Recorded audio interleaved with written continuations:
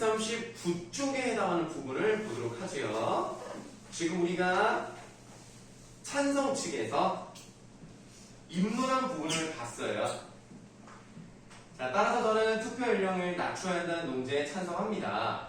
사회자가 네, 잘 들었습니다. 네, 그럼 이제 반대측 제2 토론자께서 반대 신문해 주시기 바랍니다. 찬성 1위 입론을 했어요. 그에 대해서 반대 2가 반대 신문을 합니다. 입론 마지막 부분에서 투표 연령을 낮추면 투표율이 높아질 것이라는 말씀을 하셨는데요. 투표율이나 백억세 투표한 사람의 수를 총 유권자 수로 나눈 것이기 때문에 총 유권자 수가 많아진다고 해서 투표율이 높아지지 않습니다. 맞아요. 그렇죠? 인원이 늘어난다고 해서 투표율이 높아지는 건 아닙니다. 왜냐하면 걔네는 또 안 할 수 있거든요. 자, 지금 이 부분은 찬성 측이 제시한 내용의 오류를 지적하고 있는 부분이에요. 이런 것들이 바로 반대 신문에서 할 일입니다. 쟤네가 말한 것 중에서 잘못된 부분이 있을 거 아니에요. 그 잘못된 부분을 공격하는 거야. 그럼 이 토론을 보고 있는 관중, 청중들 입장에서는 그렇네? 역시 반대쪽이 말한 거 잘하는구나. 그럼 반대쪽의 의견이 맞는 것 같다 라는 생각이 들 수 있기 때문에 이 반대 신문 되게 중요합니다. 어떻게 생각하십니까? 라고 했더니 찬성 1위 투표하는 전체 인원이 많아질 것이라는 말이었습니다. 투표율이라는 말은 정정하겠습니다. 해서 반대 측에서 제시하는 것을 받아들였죠. 자, 이번에 반대가 다시 한번 반대 신문합니다. 투표 연령을 제한하는 것이 인권 침해라고 하셨는데요. 만약 투표 연령을 만 18세로 낮추면 만 17세나 16세 청소년의 인권이 침해되는 것인가요? 아닙니다. 성숙한 판단이 가능한 나이임에도 선거권이 제한되어서 청소년의 인권이 침해받고 있다는 뜻에서 드린 말씀입니다. 사회자. 네, 그럼 이제 반대측 제1 토론자께서 입론해 주시기 바랍니다. 반대쪽에서 입론을 합니다. 찬성 측이 입론에서 설명하신 것처럼 현재 우리나라의 투표 연령은 만 19세 이상입니다. 이것은 법적인 근거가 있습니다. 그게 뭐냐? 밑줄. 우리나라 민법상 만 19세 미만의 미성년자는 행위 무능력자로 보기 때문에 혼인이나 지상사의 거래로 보호자의 동의 없이 할 수 없습니다. 여러분들이 아무리 좋아하는 사람이 있다고 해도요, 결혼하면 안 돼요. 부모님의 동의가 있어야 만 19세 미만은 결혼할 수 있습니다. 동의만 있으면 결혼도 가능해요. 이들은 아직 스스로 주체적인 판단을 내리기 어려운 나이라고 보기 때문에 교육으로서 올바른 판단을 배워나가는 시기라고 정해놓은 것입니다. 투표는 우리나라의 미래를 결정하는 매우 중요한 행위이므로 엄정하게 이루어져야 합니다. 그래서 우리나라 법에서는 아직 판단 능력이 성숙하지 않은 청소년의 투표 행위를 법으로 금지한 것입니다. 그럼 이제 아까 찬성 측에서 뭐라 그랬냐면 청소년들은 자기와 관련된 정책에 관심을 가지고 뭔가 미래를 바꿔나가기 위해서 투표를 해야 된다고 주장을 했는데 지금 여기서 다른 얘기를 할 거예요. 청소년 관련 정책 앞에 없애. 청소년 관련 정책은 청소년 자녀를 둔 부모님이 충분히 고려하여 투표할 것입니다. 닫아보시면 다른 방식으로 문제가 해결될 수 있다는 얘기를 하고 있는 거야. 청소년이 직접 투표를 하지 않아도 청소년을 두기는 학부모께서 알아서 하실 텐데 뭐가 문제냐. 문제가 해결될 것이다. 그러니까 시급하게 조치할 필요가 없다는 얘기를 하고 있는 거죠. 또 미성년자에게 선거권을 제한하는 것은 인권 침해라고 볼 수 없습니다. 술이나 담배를 미성년자에게 팔지 않는 것이 인권 침해가 아닌 보호의 의미를 인정하실 것입니다. 투표 연령 제한 또한 올바른 의사결정에 어려움을 겪을 수 있는 밑줄 미성년자를 보호하려는 의도다. 그러니까 여러분들 담배나 술을 사기 위해서는 신분증 제시해야 됩니다. 그럼 미성년자인지 아닌지를 판단하기 위해서죠. 그거는 아이들을 보호하기 위해서지 아이들을 제한하기 위해서가 아닙니다. 아이들의 권리를 무시하기 위해서가 아니라고요. 그러니까 투표도 마찬가지다. 아직 미숙한 학생들에게 보호를 해주려는 의도다. 그래서 인권 침해라고 볼 수가 없습니다. 헌법재판소에서도 이런 점을 고려하여 2013년에 만 19세 미만의 선거법 제안에 합헌 결정을 내린 바가 있죠. 그러면 헌법재판소라는 이 뛰어난 기관, 이 독립기관에서 합헌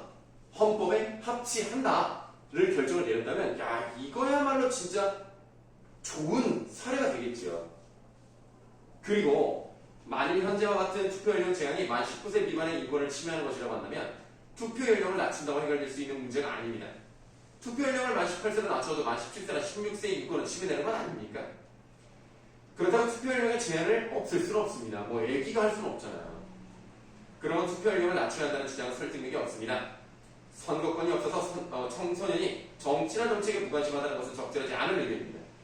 우리나라의 교육제도를 고려할 때 만 19세 미만은 고등학생에 해당하는 시기입니다. 이 시기에 청소년은 교육으로 합리적인 의사결정 방법을 배우게 됩니다. 밑줄 정치나 정책에 무관심하다면 교육으로 해결해야 한다고 생각합니다. 자, 지금 이 부분은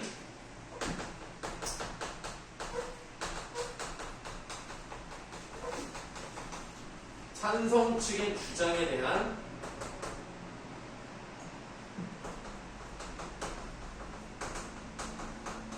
반대 측의 대안이에요.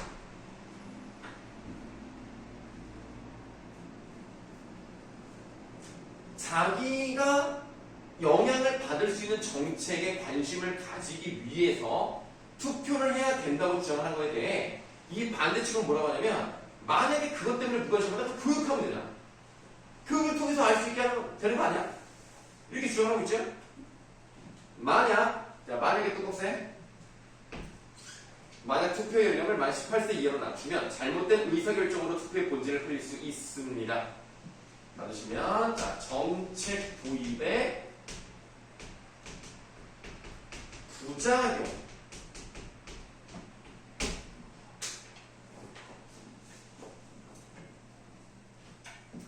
자, 따라서 지금처럼 투표 연령을 만 19세 이상으로 유지하여 투표 결과의 신뢰성을 확보하는 것이 타당하다고 생각합니다.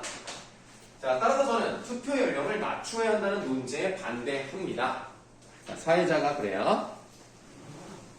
네, 그럼 이제 찬성 측 제1토론자께서 반대 신문해 주시기 바랍니다. 찬성일 민법상 해주시고 보세요, 여러분. 이게 되게 좋은 말 나온다. 민법상 만 19세 미만은 행위 무능력자임을 근거로 제시하셨는데요. 만일 법적 미성년의 시기가 조정된다면 투표 연령도 낮출 수 있다고 생각하십니까? 받아봤어.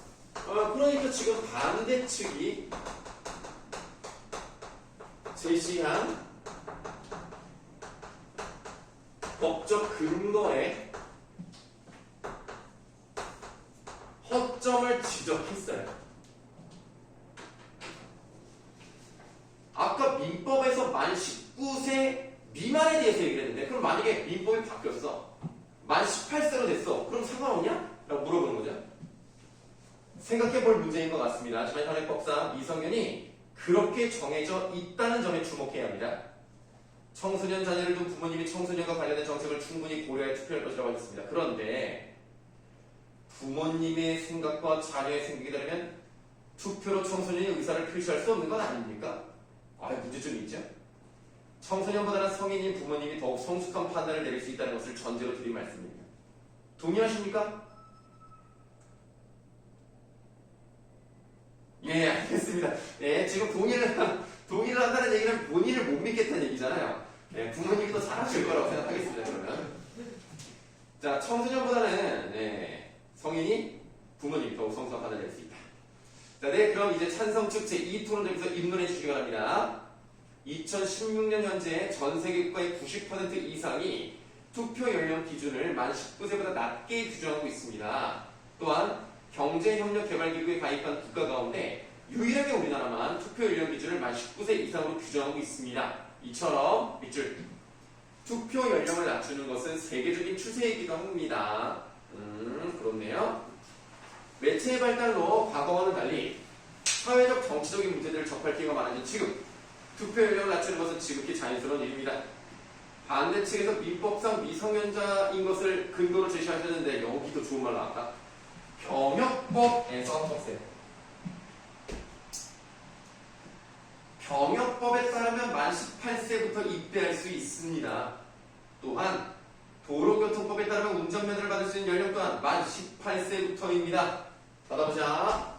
자, 아까 민법상 미성년자는 만 19세 이하라고 했단 말이에요. 근데 병역법에 따르면요. 여러분 특히 남학생들 고등학교 3학년 2년 뒤에 군대 갈 수 있어요.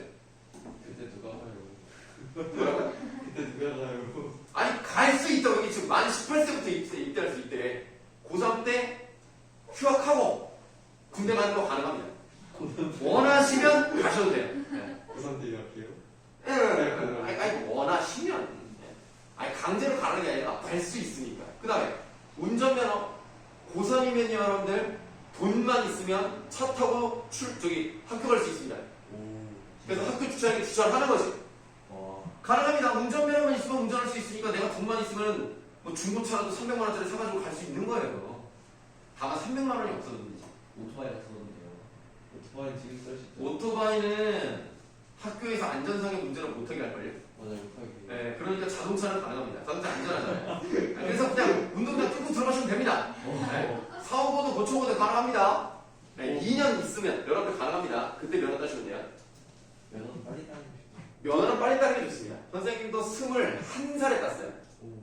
보통 방학을 이용해서 많이 따는데 방학을 이용하면 애들이 많아. 선생님은 그냥 학기 중에 따버렸어. 4월부터 연습했던가 3월 말부터 했던가 해서 5월달에 따버렸어요. 네, 그러니까 여러분들 빨리 따는 게 좋습니다. 그리고 운전면허를 따자마자 운전을 하는 게 좋습니다. 그럼 까먹습니다. 네, 그래서 이제 부모님한테 설득을 잘해가지고 저기 보험 좀 들어달라고. 네, 그리고 부모님 동의하에 부모님 그 동석하에 운전을 연습하시는 게 좋아요. 자, 지금 꽉 스친 부분은 뭐냐? 민법상 미성년자의 연령이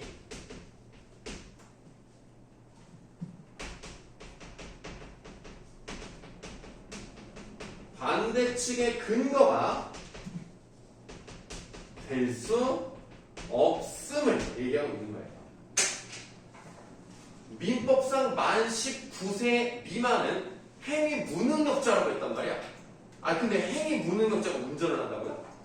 행위 무능력자가 총을 든다고요? 이게 무슨 말도 안 되는 소리냐. 이걸 보니까 가능하다 이거지. 이처럼 다른 법률에서는 만 18세부터 국가와 사회의 형성에 적극적으로 참여하도록 하고 있습니다. 밑줄. 민법상 미성년자의 연령이 시대적인 경향을 반영하고 있지 못할 뿐입니다. 민법이 문제인 거지 학생들이 문제가 아니다. 투표 연령을 낮추면 투표 연령 앞에 없어요?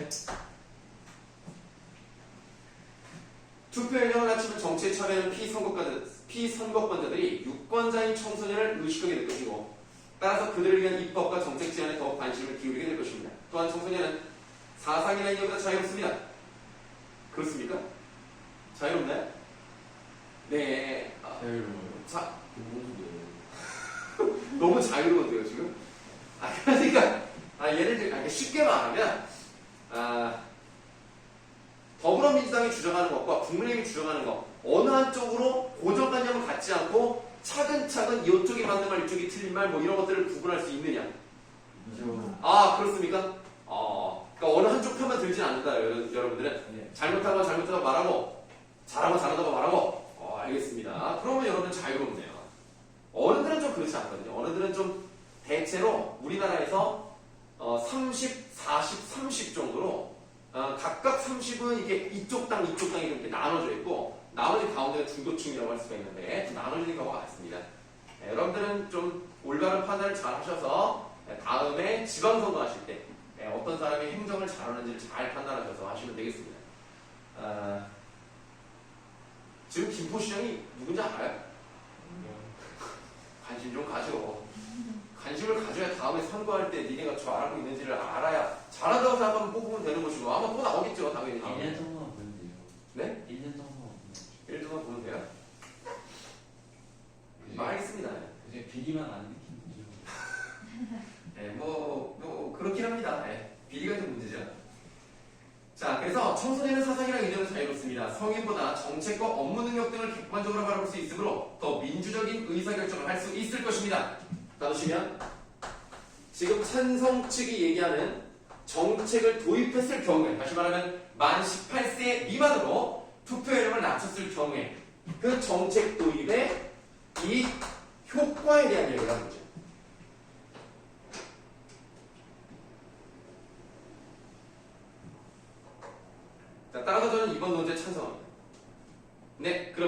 반대측 제1토론 잡혀서 반대 질문해 주시기 바랍니다. 외국의 투표 연령 사례를 근거로 제시하셨는데 세계적 추세라고 해서 반드시 우리나라에 도입할 필요가 있을까요? 그렇죠? 자, 여러분 미국을 보세요. 미국 총기 합법입니다. 필리핀도 합법입니다. 그럼 우리나라 총기 도입해야 됩니까? 아니죠. 외국에서 한다고 다 아는 건 아니에요. 뭐 그럴 수 있죠. 많은 나라에서 만 19세 미만의 청소년도 합리적인 의사결정이 가능하다고 봤기 때문에 투표율을 낮춘 것입니다. 우리나라도 예외일 수는 없다고 생각합니다. 바로 그 점인데요. 앞서 말씀드렸듯이 우리나라는 만 19세 미만을 미성년자로 분류하고 있습니다. 문화적이고 관습적인 부분이기 때문에 우리나라의 특수한 점을 인정해야 되는 것이 아닐까요? 우리나라 청소년이라고 해도 외국 청소년보다 판단력이 낮거나 성숙하지 않다고 생각하고 있습니다. 네, 그럼 마지막으로 반대측 제2 토론부터 입론해 주시기 바랍니다.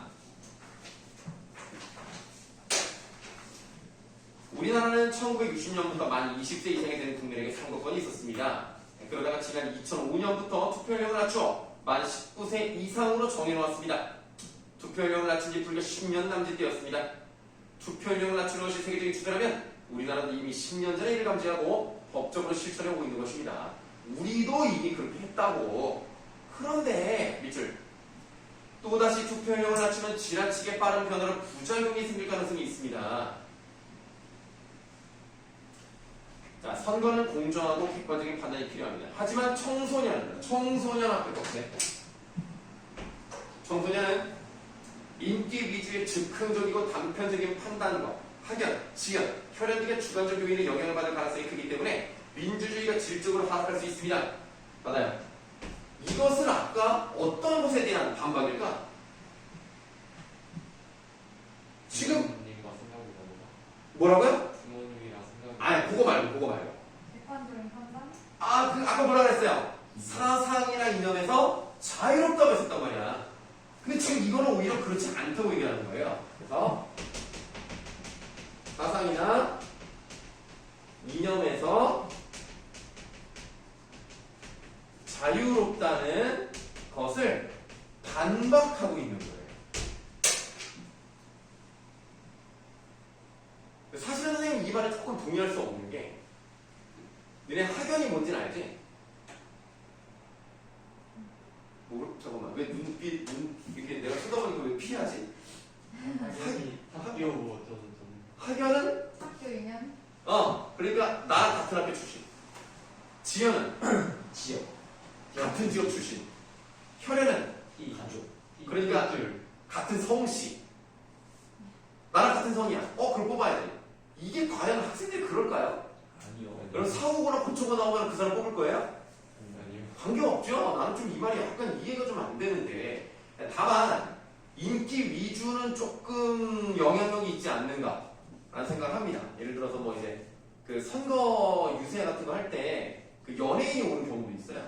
그럼 내가 좋아하는 연예인이 나오면 저는 뽑을 수도 있지 않을까? 아니야? 뭐 뉴진스가 왔어. 자, 이 사람 뽑아주세요. 그러면 막 뽑을 수 있을 것 같지 않아? 진짜 근데 그렇게 해요, 연예인이? 아니, 가능합니다. 불법은 아닙니다.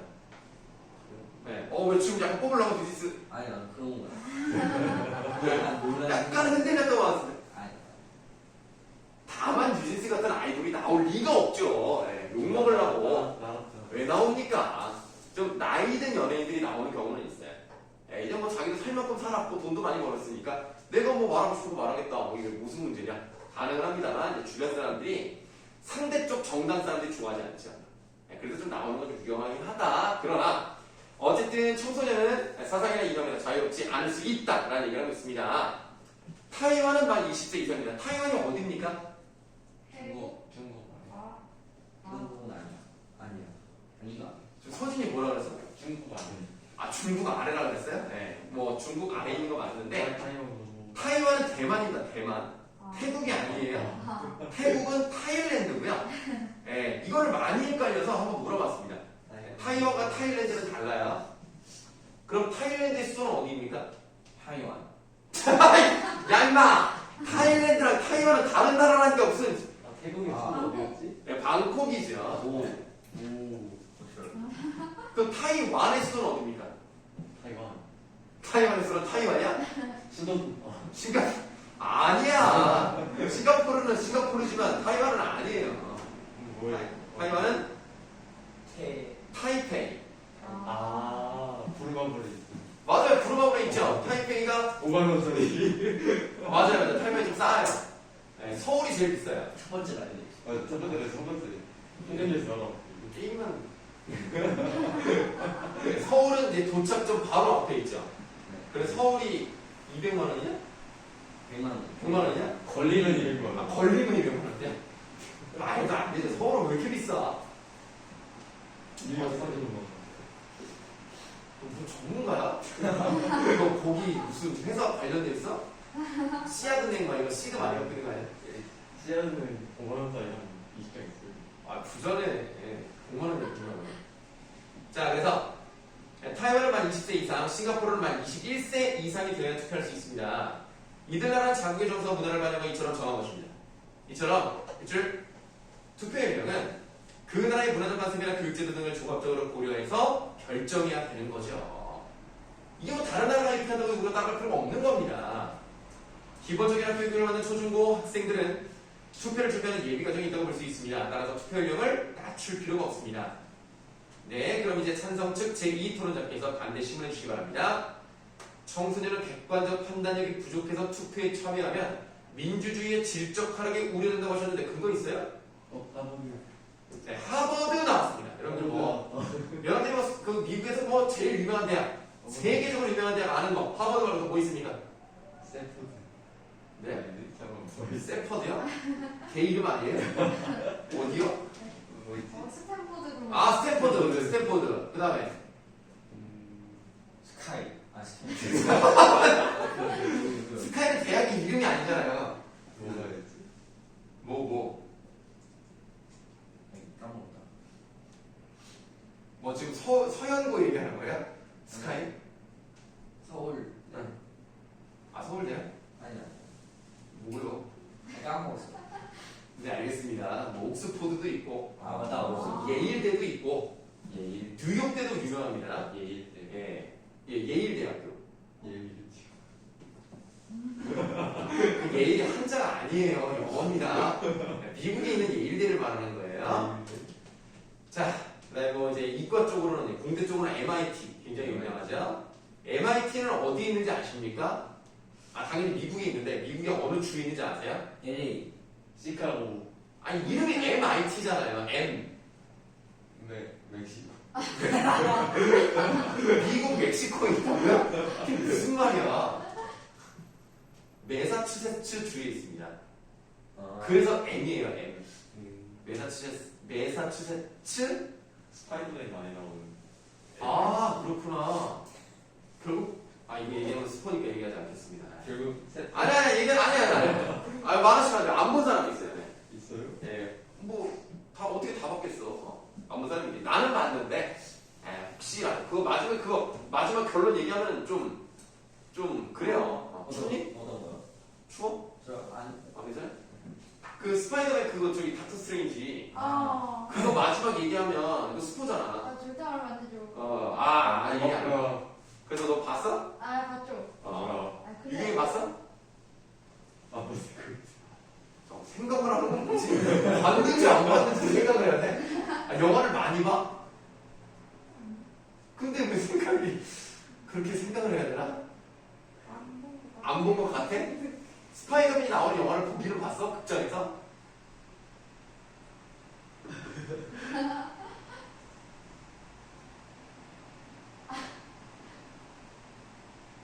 그럼 안 본 걸로 해. 그럼 안 본 걸로 하겠습니다. 그러니까 말하면 안 돼. 그러니까 유경이 나중에 볼 수 있잖아. 뭐 재미가 없어지잖아. 마지막에 말하면 안 돼. 큰일 나. 어차피 게임이. 안 해. 말하면 안 돼. 자, 그래서 하버드 의대 맥린병원은 자기공명 영상장치 MRI를 이용하여 청소년의 뇌 활동과 성인의 뇌 활동을 비교하는 연구를 진행하였습니다. 그 결과 문제를 판단하고 결정할 때 성인의 뇌에서는 이성적 판단을 담당하는 전두엽이 활성화되지만 청소년에서 꺽쇠. 이거는 객관적 사실입니다. 청소년의 뇌에서는 측두엽 안쪽에 위치하여 감정과 행동을 담당하는 편도체가 활성화되는 것. 따라봐. 그러니까 청소년은 무엇에 따라서 결정할 가능성이 있다? 왜? 아니 무슨 말? 아니 지금 이 꺽쇠친 부분이 그럼 어른은 뇌로 결정 안 해? 그럼 뭐 어디로 엉덩이로 결정해 그러면? 성인에 비해서 성인에 비해서 청소년은 뭐에 따라? 전제협을 사용하지 않는다. 그러니까 안 해, 말이 그래. 전두엽보다 측두엽 안쪽에 있는데 결국 무엇에 휩쓸릴 수 있다. 감정. 그래, 그 얘기 나와야지. 근데 감정이 흔들릴 때 있는. 자, 감정에 따라 판단하고 결정한다 라는 얘기예요. 그러니까 여러분들 청소년은 사춘기 시절이라고도 말을 하죠.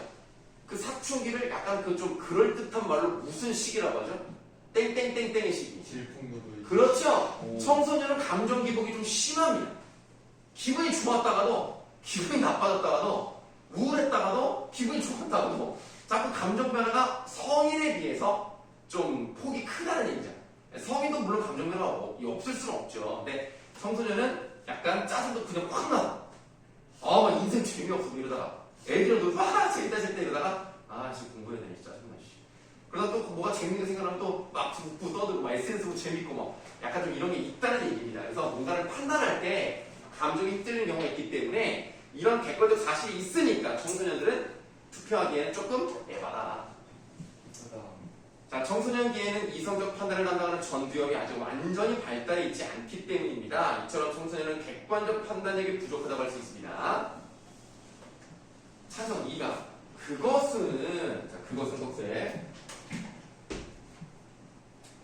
그것은 성인보다 다소 부족하다는 연구 결과일 뿐입니다. 다시 말해서 이성적인 판단을 할 수 없다는 뜻이 아닙니다. 청소년이 선거에 참여한다고 민주주의가 질적으로 한다고 보는 것은 지나치게 해석이 아닐까요? 판단력이 다소 부족하다는 것이 결국 투표를 행사할 수 있는 능력이 부족하다는 의미 아닙니까? 그래서 청소년 투표 연령을 제한할 수 있다고 생각합니다. 받아보자. 지금 아까 하버드 의대 맥밀병원에서 했던 그 실험 결과는요. 그냥 객관적 사실입니다. 객관적 사실에 대해서 찬성 2와 반대 2가 서로 해석이 달라요. 근데 지금 이 부분은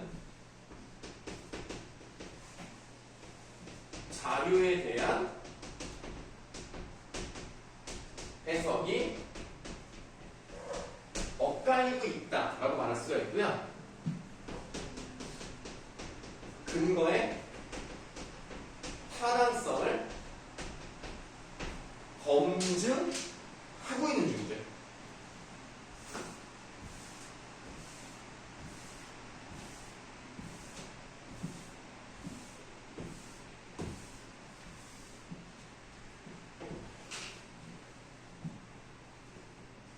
자, 네, 각 토론자의 입론과 반대 신고를 잘 들어봤습니다. 지금부터 양측의 반론을 들어보겠습니다. 반론은 안 나와요. 그냥 넘어가 버렸어요. 사회자가 네, 열린 토론 감사합니다. 이것으로 투표율을 낮춰야 한다는 논제로 열린 토론을 마무리하겠습니다. 네, 토론에 참여해주신 찬성 측, 반대 측 토론자 여러분 모두 수고하셨습니다. 방청해주신 여러분 고맙습니다. 네, 이렇게 해서 토론을 마무리해봤습니다. 아이고 토론. 재미없었죠? 재밌네요. 재밌다고요? 예. 제일 재밌었다고? 화를 최첨전 같은 게도 재밌지 않아요? 문학을 안 해봤는데 문학이 얼마나 재밌는지. 문학이 재밌죠. 네, 그러면 선생님이 이제 다음 거 갖다 드리도록 하겠습니다. 시 하고 싶어 시. 혹시 언제나 이거 먹었니? 네. 예, 잘 되지. 예. 아니 뭐라고 하는 건 아니고 그냥 물어만 본 거야. 언제가 먹었는데. 뭐야? 아니 잠깐만. 내 거랑 먹었어.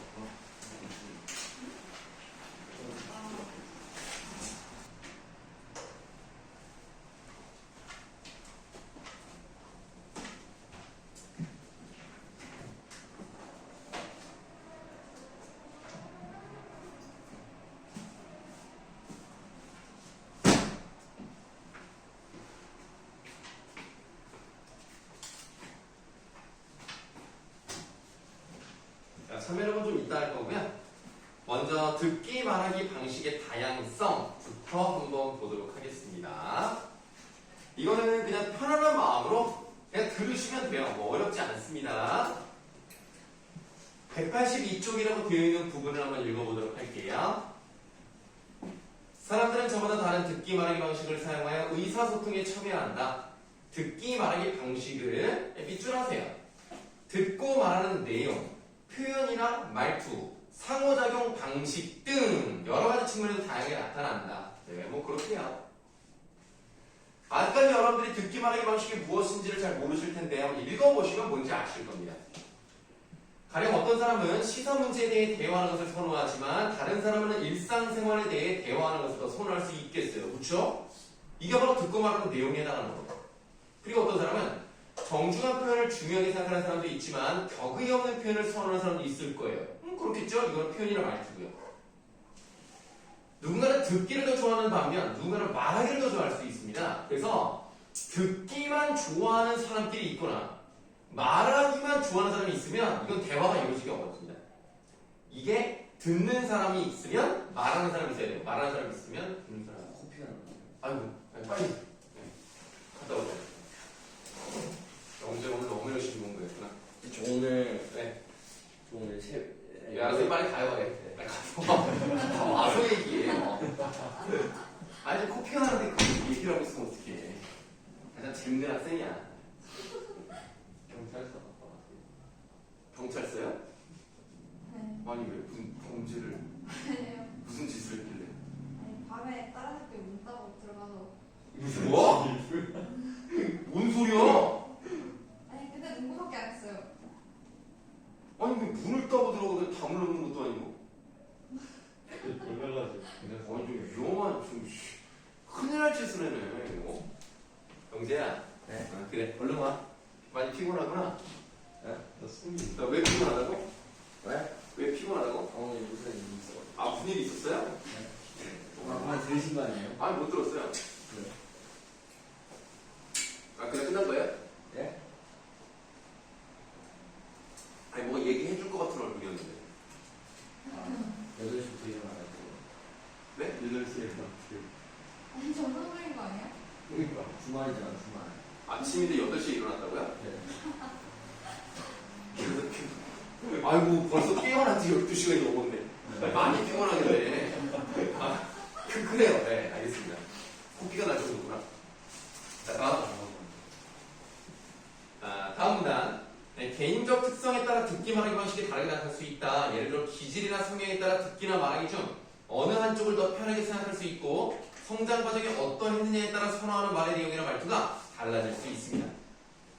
이러한 개인적 특성 외에도 세대, 성별, 지역과 같은 집단적 특성에 따라 의사소통 방식이 다양하게 나타난다. 밑줄 성인층과 청소년층 이렇게 달라진다는 거죠.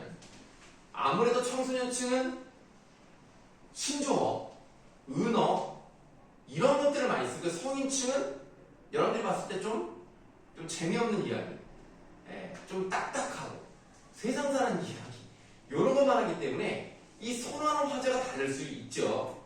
그리고 사용하는 어휘, 표현 등이 서로 다른 경우가 있으며 남성과 여성도 밑줄하세요. 성별에 따라서 다르게 나올 수 있는데요. 남성과 여성이 사용하는 어휘나 말투, 표현, 억양 등도 서로 다르게 나타나는 경우가 있습니다.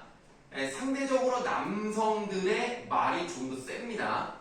그리고 여성들은 상대적으로 감탄사를 많이 씁니다. 그리고 자신의 생각에 대해서 동의를 구하는 방식. 예를 들면 그렇지 않아? 맞지 뭐 이런 거라든가. 그 남성이 상대적으로 욕을 더 잘합니다. 자, 이뿐만 아니라 지역 간에도 어휘나 억양 등의 차이가 있죠. 지역 간도 밑줄하시면 되겠습니다. 이렇게 개인적 특성 말고도 세대, 성별, 지역 이런 집단적 특성에 따라서 의사소통 방식이 다르게 나타날 수 있는데요. 이러한 상황에서 무엇보다 중요한 것은 서로의 차이를 존중하는 자세다. 가령 특정 지역의 방언이 표준화가 아니라고 하여 고쳐야 한다든가 말투가 낯설다고 하여 우습다고 생각하는 것은 바람직하지 않다. 나와 상대방의 차이를 인식하고 상대방이 듣고 말하는 방식을 존중하고자 노력한다면 좋은 인간관계를 형성하는 데도 도움이 된다. 자신이 존중받는다고 느낄 때 서로에 대한 신뢰가 형성될 수 있고 이것이 인간관계의 기반이 되기 때문이다. 그렇다면 다양성을 존중하면서 의사소통을 하기 위해서는 어떻게 해야 할까? 밑줄 첫째, 언어적 민감성을 길러야 돼요. 그럼 민감성을 기른다는 것은 무슨 뜻일까? 언어적 민감성이란 밑줄 상대방의 말을 주의 깊게 들으면서 말의 의도나 배경을 파악하는 성향입니다. 어떤 말을 들으면 무슨 의도로 이런 말을 하는 거구나. 표면적으로 드러나 있는 것만 가지고 파악하는 것이 아니라 얘가 이런 말을 하는 이유의 그 이면까지 파악하는 거. 이런 게 되게 중요하죠. 이런 게 민감하지 않은 사람은 표면적인 얘기만 합니다. 이를 기르기 위해서는 다양한 듣기 말하기 활동에 참여하면서 말에 담겨 있는 생각과 느낌을 파악해보는 것이 좋다. 둘째, 밑줄. 자신의 듣기 말하기 특성을 인식하고 성찰해 봐야 됩니다. 당연한 얘기인데요. 자신의 듣기 말하기에 어떤 장단점이 있는지 알고 이를 성찰하는 사람이 다른 사람의 듣기 말하기 방식도 존중할 수 있기 때문이다. 자신의 듣기 말하기 특성을 인식하고 성찰하는 것은 밑줄 자기중심적인 태도를 극복하는 데 도움이 될 것입니다. 그렇군요. 대단한 얘기는 없네요. 다음 또 밑줄 셋째, 상황과 목적에 따라 적절한 듣기 말하기 방식을 활용해야 된대요. 읽어보겠습니다. 말하는 상황이 공식적인지 비공식적인지에 따라 적절한 문제가 다르질 수 있죠. 친구 관계인데 야 니네 고등학생들 학급회의 같은 거 하냐? 해? 얼마나 해? 한 달이면? 한 번? 그러면은 반장이 의장이에요? 그럼 반장이 나와서 자 지금부터 학급회의를 시작하도록 하겠습니다 하고 뭐 이제 뭐 이런 얘기를 하잖아요. 안건 있으신가요? 하가 아무튼 그러면 이것으로 학급회의를 이렇게 끝납니까? 뭐야 그게? 한번 할까 말까 한 번에. 그래도 뭐 안건이 나와는 줘야 뭘 회의를 하지. 뭐 어쨌든 간에 그 경우에는 반장은 그냥 같은 반 친구잖아요. 같은 반 그부인데 그부한테는 어떻게 해요? 그냥 반말한단 말이야 합적으로는. 근데 걔가 공식적인 상황이랑 회의 상황에서는 어때요? 존댓말 쓰잖아요. 그러니까 이런 것들이 바로 공식적, 비공식적 이거에 따라 말투가 다를 수 있다는 거고요. 또한 말의 목적이 정보의 교환에 있는지 문제 해결에 있는지 사회적 관계 유지에 있는지에 따라 말의 내용이 다를 수 있고요. 따라서 상황과 목적을 고려해 말의 내용과 표현, 상호작용 방식을 적절히 활용하는 것이 바랍니다. 이와 같이 언어 생활에서 다양한 듣기 말하기 방식의 차이를 이해하고 상대를 배려하는 태도를 갖추면 효과적으로 의사소통을 할 수 있다라고 되어 있네요. 뭐 어렵지 않습니다. 자, 그럼 이제 본격적으로 실생활에서 어떻게 적용할 수 있는가를 184쪽을 보시면서 한번 해보도록 할게요. 184쪽에 2번을 보시겠습니다. 자, 영호가 그래요. 아니요. 나한테 김영호야. 우리 같은 동안이니까 친하게 지내자. 윤석이가 잘 보시면 윤석이가 어느 쪽일 것 같아요? 오른쪽에 있는 건 약간 약간 찌그러져 있죠. 약간 좀 부담스러운 거야. 그래서 이 오른쪽이 영호가 그게 다야? 네 이름 뭐니? 김윤석. 윤석아 나는 1반인데 너는 몇 반이야? 3반. 혹시 나랑 말하는 게 불편해? 내가 사람을 처음 만나면 낯을 가리는 편이라서. 그랬더니 영호 입장에서는 쟤는 왜 기분 나쁘게 사람을 앞에 두고 시금치를 내지? 했더니 윤석 입장에는 쟤는 왜 처음 보는 사이에서 저렇게 친한 척을 하지? 이런다는 말이야. 이거는요 누가 문제가 있다라고 말하기 어렵고요. 둘 다 서로를 존중하는 태도를 조금 더 가지면 좋겠구나 라고 해볼 수가 있는데 일단 영호라는 애는 어떤 성격입니까? 영호는 친화력이 좋아요.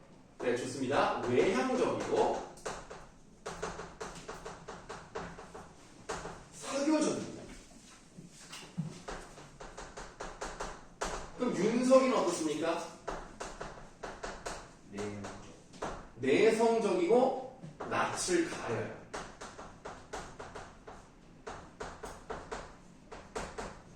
그럼 우리가 일반적으로 말하는 MBTI를 보시면 영호는 E고요.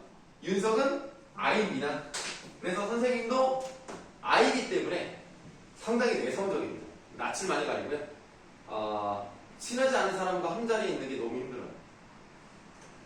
그런데 이제 어른이 됐으니까 사회적인 능력을 발휘할 때가 필요하잖아요.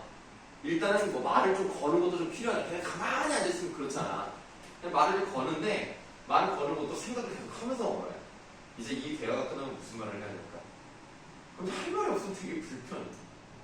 그래서 이게 뭐 그냥 그럴 수 있겠다. 아니 뭐 좀 말을 못하면 그냥 말을 못하는 데는 또 매력이 있는 것이고 또 말을 잘하면 또 말하는 데는 매력이 있는 것이고 이거를 서로 좀 존중하는 느낌으로 가야지 서로 쟤는 뭐 말도 없어 이상해 내가 싫은가? 아니면 너무 말이 많으면 그 말이 많아 시끄럽게 이렇게 하는 것은 좋은 것은 아니다 라고 말씀드릴게요. 어렵지 않지요? 바로 다음 줄 가시겠습니다.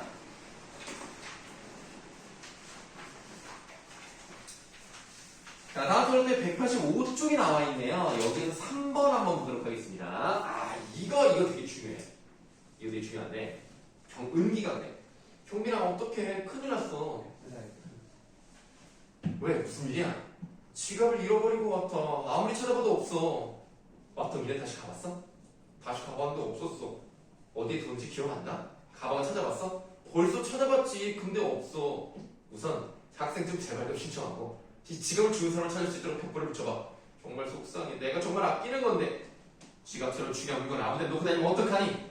가방에 넣어두든지 주머니에 넣고 다니든지 해서 잘 보관했어야지. 앞으로는 자기 물건을 잘 챙기는 습관을 기르게.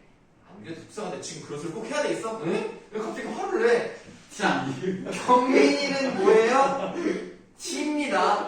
은기는 F예요. 지금 은기는요 어떤 것을 바라고 있느냐? 공감을 해달라. 그렇지. 내가 속상하니까 공감을 해달라. 그래서 은기는 경민이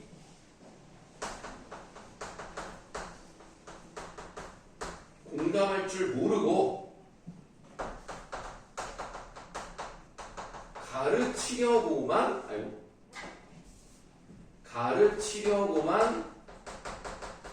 한다고 생각하겠죠. 지금 여기서 경민이가 했던 말이 틀린 건 없습니다. 문제 해결에서는 되게 좋은 방법을 제시를 한 거예요. 다만 은기가 원하는 것은 그게 아니었던 거죠.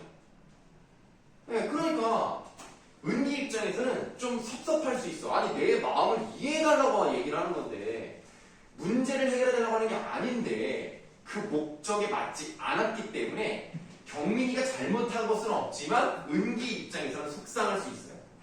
이런 것들을 특히 잘 파악하셔야 됩니다. 이게 뭐 남자와 여자의 문제가 아니에요. 이거는 남자애들 중에서 문제 해결력, 그 다음에 그 공감을 원하는 력 이건 다를 수 있기 때문에 성별의 차이는 나지 않습니다만 선생님 개인적으로는 남자가 보통 T가 많지 않나 싶은데.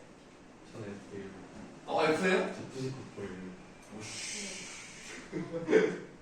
영재는? F랑 T랑 뭐가 달라요? 너는 그냥 F인가 보다. 공감. 그냥 F는 그냥 감성적이고 T는 이성적? 그냥 다른 거요. 네? 문다고요? 우정이 많아요. 저는 F예요. 그게 F인가요? 드라마나 영화를 보는 문화야? 아니요. 아니, 뭐야? 근데 그러니까 약간 그냥 아프면 문 거냐? 한 서로에 안 맞은 거 아니에요? 띵띵. 약간 네.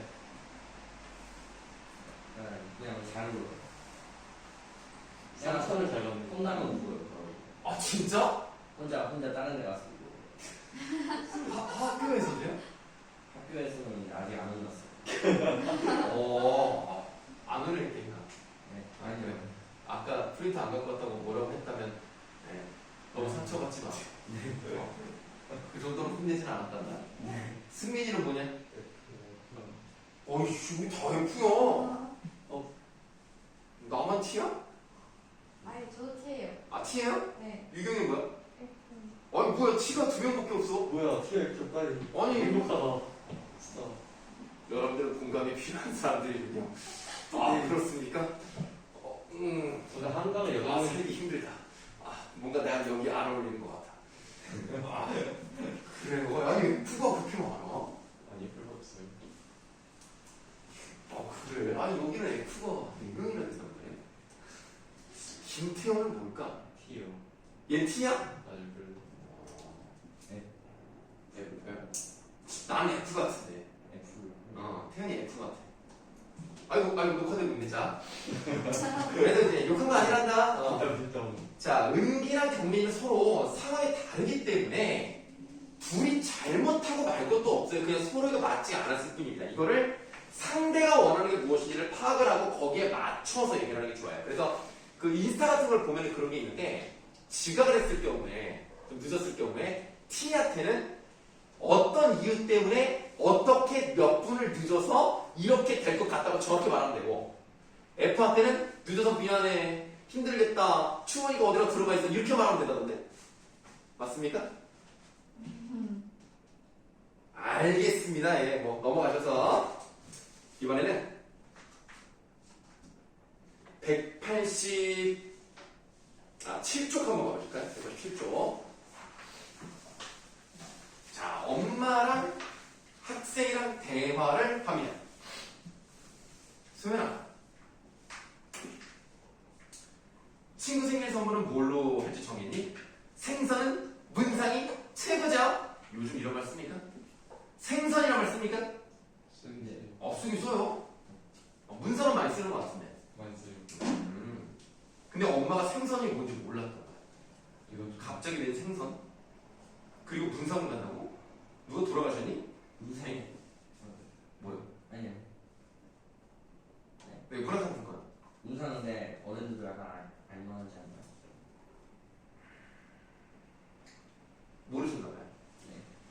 모르실 수도 있지. 어른 무시야? 아니죠. 네. 또 가서 우는 거 아니죠? 아니요. 예. 자. 그래서 생일 선물로 문화상품권을 준다고요. 참, 저 내일 버카충하게 10,000원만 주세요. 버카충? 뭔지 알 거라서 쓰진 않아요. 근데 요즘 버카충이란 말 안 쓰지 않아요. 안 써요. 그쵸? 그냥 이거 뭐라 충전하게 그래? 뭔지. 그냥 충전 그래? 충전하게 뭔지. 충전. 버카충? 처음 듣는 거야. 그거 무슨 벌레니? 아이 참, 버스카드를 충전한단 말이에요. 지금 여기서 말이 통하지 않는 이유는 어떤 요인 때문입니까? 우리 세대 차이 때문이죠. 자, 이번에는 강력한 빌런이라고 하는데 강력하신 분이 나타났습니다. 안녕하세요, 어르신. 할아버지 안녕하세요. 뭐 여가청답게 집에 가는 길이가 보구먼. 네, 어디 다녀오는 길이세요? 고등어를 한 손 사오는 길이네. 한 손이 몇 마리? 9마리. 2마리입니다. 거기 잘 보시면 2마리예요. 자네 춘부장께서는 강경하신가? 춘부장은 무엇입니까? 할아버지? 아버지. 이 말을 듣는 상대의 아버지를 높여 부르는 말입니다. 그러니까 이제 이 여자 있죠? 이 아줌마의 아빠 잘 계신가? 강령이란 말도 잘 안 쓰는 말이죠. 건강하고 안녕하신가? 이 정도 외워주시면 되겠습니다. 그랬더니 이 나이가 어린 여학생 입장에서는 한 손, 춘부장, 강령? 대체 다 이게 무슨 말이지? 이렇게 한다는 것은 세대 간의 차이가 크기 때문에 이렇게 잘 모른다 라고 보시면 되겠네요. 할아버지가 하는 말은 다 알아들으시네요. 내가요? 이 여자분. 이 여자분도 세대가 좀 그런 거야. 이분은 내가 볼 때 MG 앞에 내가 X세대 쪽이라고 생각합니다. 네. 40대 이상. 아니죠. X세대는 50대 정도로 가야 돼요. 그래요? 왜냐면은 81년생까지가 MG인가? 네? MG 세대가 81년생까지 아니에요? 80에서 2009년생까지가 MG 아니에요? 그렇게 많아요? 그러니까 G세대가 너희들이고 M세대가 밀레니엄 세대야. 그러니까 1900년대에서 2000년대로 넘어갔을 때 젊었을 시절을 보냈던 사람들. 그게 M세대거든요. 그래서 81년도까지가 아마 MZ세대라고 알고 있습니다. 근데 이분은 그러니까 81년이면 지금 몇 살이야? 43이시죠? 43세까지가 MZ야. 그 앞이니까 Y세대구나. Y세대 그리고 그 앞에가 X세대. 아마 내가 볼 때 이분은 X세대라고 생각합니다. 그러면 90년대 20대였던 사람. 그런 분입니다. 그래서 알아두기로 신어봐요. 선생님은 무슨 말인지 몰라서 공부를 따로 그냥 사전을 찾아가지고 그냥 이게 무슨 말인지 알 수가 없어가지고 그냥 따로 공부해서 알았다니까. 이런 말 쓰더라고 옛날 분들이. 난 참나 이런 말 뭐 들어본 적 있어요 실제로? 춘부장? 들어본 적 없죠? 강령은 들어봤어요. 강령이란 말 들었다. 저 춘부장은 나는 진짜 실제로 한 번도 못 들어본 거야. 강령은 몇 번. 그냥 한손이란 말 들어본 적 있어요? 누구한테 들었나? 자, 앞에서. 알겠어요. 자, 그 다음 188쪽으로 가시겠습니다. 이거 어떤 장면인지 혹시 아세요? 뭔가 이렇게 걸치. 오, 네, 응칠이다, 응칠. 응답하라 1997. 네. 응칠이에요. 아닌가? 응사인가? 응사는 야, 응칠이 먼저 나오고 응사가 나오고 응팔이 나왔나? 응팔이 제일 마지막이잖아. 이게 두 번째 나온 거거든. 그 맨 처음에 나온 게 서인국이랑 정은지가 주인공이었고 몰라. 자, 이게 이제 응답하라 시리즈인데요. 왼쪽 맨 첫 번째 나온 사람 누군지 혹시 아세요? 서인국. 아유, 서인국 아니야. 브라우라 유연석. 유연석. 유연석 모르냐? 슬기로운 슬기로운 사람에서 그 누구는 수학과인가? 수학과 그 겨울이랑 예. 가을인가? 겨울밤. 겨울 맞아요? 장겨울? 네, 어제 둘이 사귀잖아요. 그 사람이에요. 그 오른쪽에 있는 여자는 누군지 혹시 아세요? 고아라 알아요? 고아라? 네. 알아요? 옛날에 SM 엔터테인먼트의 어떤 밀어주는 배우인데 그렇게 잘 되진 않았어요. 이게 인생작이었고, 그래서 유연석은 서울 출신이고요. 고아라는 경상도 출신으로 설정이 되어 있습니다. 그래서 오늘 저녁도 네가 하는 거야? 보니까 하루 종일 일만 하는 것 같던데? 맞나? 뭘 자꾸 만나야 말끝마다. 아니면 맞는 것도 있고 안 맞는 것도 있는 거지. 아무튼 다 맞지는 않아. 맞나? 막 웃어. 그러니까 네 지금 나 놀리는 게지 라고 하죠. 여러분 지금에서 만나가 무슨 뜻이에요? 아래 나와 있는. 만나 이거는 진짜? 그래? 이런 뜻입니다. 그러니까 야 너 하루 종일 일만 하는 것 같은데? 그래?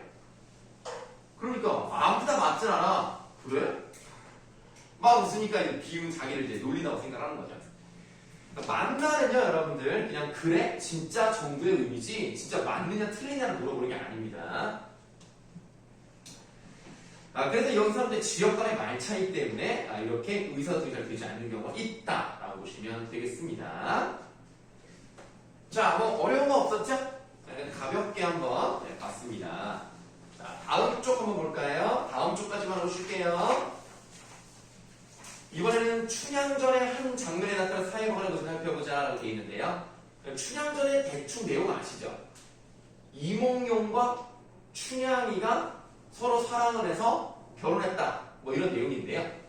앞부분의 줄거리. 장원급제와 암행어사로 남원에 내려오던 이도령은 농부들을 만나 춘향에 대해 묻는다. 그들로부터 춘향이 정절을 지키느라 속되게 공변을 하고 있다는 이야기를 듣고 궁금하지도 않은 다른 질문을 하며 대화를 이어간다. 저 농부 여보시오. 검은 소로 밭을 가니 컴컴한지 아니한지. 지금 잘 보시면 그림에 소가 좀 까매요.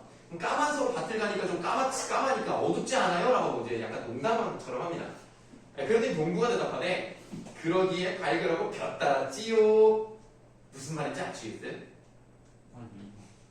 볕의 뜻이 밑에 나와 있죠. 보습 위에 비스듬하게 덧댄 색조각입니다. 아니 어두운데 이걸 달았다는 얘기를 왜 하는 거죠? 얘가 반짝반짝 보여요. 아닙니다. 그게 아니에요. 여러분들 의문의 변동을 보시면 여기 시옷 받침으로 돼 있는 이것은 어떻게 발음이 됩니까? 지급 발음이 나죠? 지급 발음이 난다는 것은 뭐랑 유사하다는 겁니까? 일. 이것과 같다는 거죠. 햇볕. 볕 달았다가 어두우니까 햇볕을 달아서 박다. 선생님 지금 굉장히 발음 정확하죠? 햇볕을 달아서 박다라고 표현했습니다. 볕. 그랬더니 그럼 볕 다니까 온도가 어때? 높아요. 그렇겠죠. 그래서 볕 따라서 온다 더우려니? 그랬더니 덮기에 성에짱 달았지요. 성의 뜻 밑에 나와 있습니다. 쟁기의 머리 윗머리에서 앞으로 길게 뻗은 나무인데 여기서의 성에짱을 달았다는 얘기를 왜 하는 겁니까? 비슷한 이유. 여러분들 날씨가 추우면 바깥에 성에가 설이죠? 그 성에를 달았다는 얘기예요. 그러니까 시원하다. 이해는 돼요? 이해가 안 돼? 너무 어려워요. 성이요. 응? 아니 그러니까 여자 봐봐. 겨울에 이렇게 창문에 약간 얼음처럼 끼는 걸 성이라고 하는 걸 아시죠? 네. 네. 그런데 지금 여기서 성애장이라고 하는 것은 여기 나와 있는 것처럼 길게 뻗은 나무를 성애장이라고 하는데 성애를 달았다는 얘기야. 차가운 성애를 달았다는 의미, 말장난하는 거예요. 지금 영재 이해 안 되는 것 같은데? 아니 약간 이해가 됐어요. 아닌 것 같은데? 약간 눈치 보면서 약간. 아니 저거랑 그 소리가 똑같은데 맞아요, 소리가 똑같아요. 스펠링이 달라가지고. 스펠링은 똑같은데. 근데 그리고 맞춤법이라고 하셔야죠. 스펠링이 맞춤법. 네. 아니 지금 저기 뭐하니? 소진아 뭐하니? 뭐하는 거야 갑자기? 갑자기 왜 자신의 모습에 심취했어? 아니 그런 게 아니라 같은 소리가 났잖아요. 성애장이라는 것은 소 위에 이게 쟁기 앞으로 다는 거란 말이야. 그거를 달았다고 하는 이유는 성애가 차가운 거니까. 제발 이해 좀 해줘. 응? 그냥 말장난 하는 거야. 차갑게 만들려고 소리를 그러니까 원래는 성애장은 그런 뜻이 아닌데 차가운 성애랑 같은 뜻을 가지고 있으니까 성애장을 달았으니까 이제는 좀 시원해졌습니다 라고 했어요. 그랬더니 성애장 달았으면 응당 차지. 그랬더니 차기의 소에게 양지머리 있지요. 니네 혹시 이 소고기가 양지랑 목심이랑 따로 있는 곳이 알아요? 네. 니네 소담촌 가봤니? 아니. 소담촌이 샤브샤브 뷔페야. 거길 가면은 육수를 매운맛, 안 매운맛 선택할 수 있고 고기의 종류도 양지, 목심 둘 중에 하나를 선택합니다. 양지는 기름이 많고 목심은 살이 많아요. 그래서 양지고기도 있고 목심고기도 있는 겁니다. 그런데 여기서 소에게 양지머리 있다는 얘기는 뭐예요? 사실은 소의 살을 얘기하는 거지만 양지가 어떤 뜻입니까? 양지 다른 뜻이 뭐가 있죠? 좋은 땅. 햇볕이 잘 드는 땅이 양지잖아요. 그래서 소에게 양지머리가 있으니까 따뜻하다. 그냥 말장난이에요. 자, 그래서 이렇듯 시작할 때 한 놈과 달려들면 이르되 우스운 자식 바보겠다. 얻어먹는 비렁뱅이 녀석이 반말짓거리가 웬일이고 저런 녀석은 근중을 알게 혀를 뿌리째 뺄까보다. 그중 늙은 놈과 달려들며 말하기를 설아 그런 말 마라. 그분을 자세히 뜯어보니 몰골은 비록 허술하나 손길을 보니 양반이 확실하다. 도포자락이 아주 맹물은 아니로다. 저런 사람이 어서 가서 무서우니라 라고 했단 말이야. 원래 옛날에는 당연히 나이 많은 사람에게 나이가 어린 사람이 존댓말 해야 되잖아. 근데 지금 여기서 이봉영은 존댓말 했어 안 했어? 안 했죠? 왜 하는 거야? 자기가 보니까 양반이니까. 신분적 차이 때문에 이것의 차이로 존댓말을 쓰지 않아도 되는데 이 젊은 사람은요, 저놈이 그지같이 생긴 놈이 어른한테 반말을 하니까 기분이 나빠서 혼을 내고 있는 그런 모습이죠. 그랬더니 이 할아버지가 말리는 장면입니다. 아니다. 좀 그지같이 생겼어도 양반인 것 같다. 함부로 하면 안 된다. 이런 얘기를 하는 거죠. 자, 쉬는 시간 갖고 참여로 가도록 하겠습니다.